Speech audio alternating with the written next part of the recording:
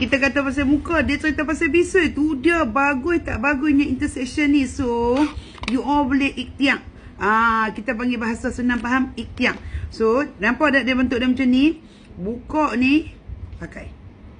Ni saya tak pakai apa-apa lagi, kulit tangan semua duk kering lagi. So you all pakai kat tangan kan, pakailah kat muka. Tengok dia pakai kat bisul pun jadi menjadi. So kalau you all nak, dia ni function dia satu benda, dia melembabkan maksimum. Kalau you all nak kulit you all instantly glow, nampak tak? Ni, saya letak lagi, you all tengok lagi.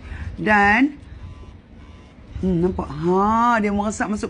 Dia sesuai untuk kulit kering, kulit ada pori-pori terbuka, kusam, jeragat dan melasma. So siapa yang sama ni dia betul meragam dalam melasma, tak mau pi taling kat muka ni, dia dah tempek daripada peta Pulau Pinang sampai lah ni dah jadi peta dunia dah.